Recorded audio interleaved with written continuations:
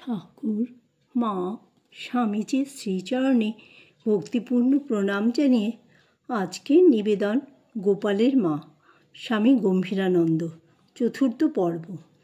ঠাকুর সকাম ব্যক্তিদের আনিত দ্রব্যাদি ভক্তদিগকে খাইতে দিতেন না, শুধু নরেন্দ্রের বেলা ইহার ব্যতিক্রম হইত। তাদৃশ্য জিন উন্মুক্তি লাভের পর গোপালের মার সম্বন্ধেও ঠাকুরের অনুরূপ আচরণই লক্ষিত হইল। একদিন এরূপ অনেক সকাম ভক্ত নানা দ্রব্য সম্ভার লইয়া দক্ষিণেশ্বরে শ্রীরামকৃষ্ণের কক্ষে উপবিষ্ট আছেন।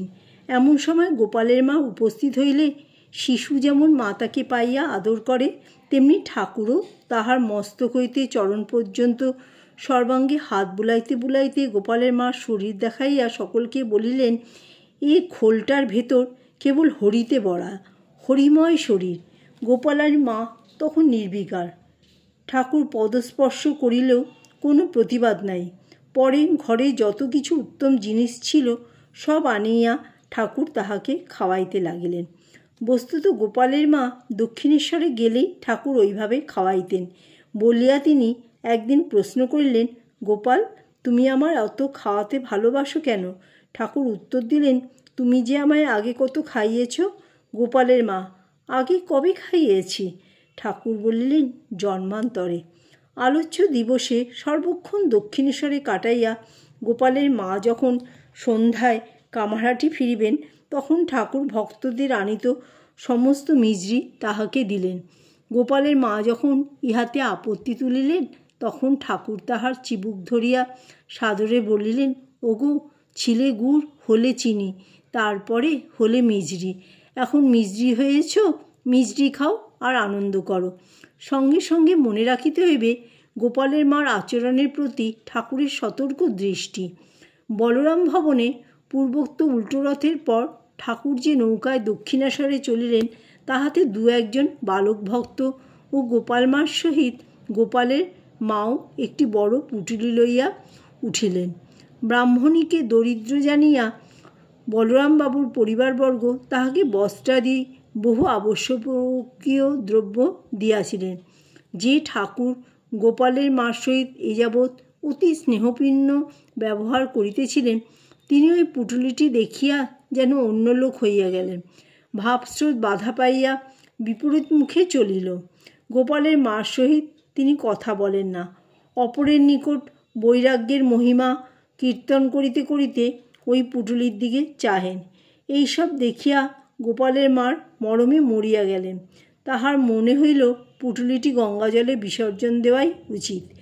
তাহার পর দক্ষিণেশ্বরে পৌঁছাইয়াই শ্রী শ্রী মাতা ঠাকুরানীকে বলিলেন, ও বৌমা, গোপাল এইসব জিনিসের পুটুলি দেখে রাগ করেছে, এখন উপায়?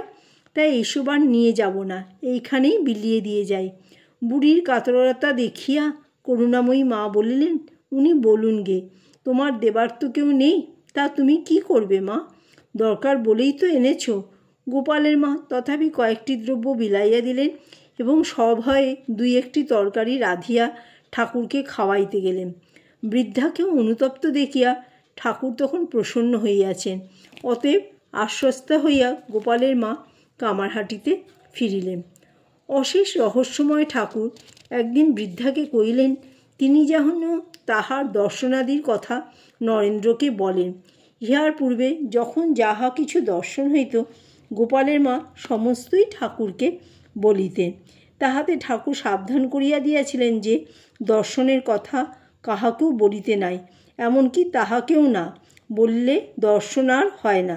তাই আজ অন্যরূপ আদেশ পাইয়া গোপালের মা প্রশ্ন করিলেন, তাতে কিছু দোষ হবে না তো গোপাল? ঠাকুর আশ্বাস দিলেন যে হইবে না।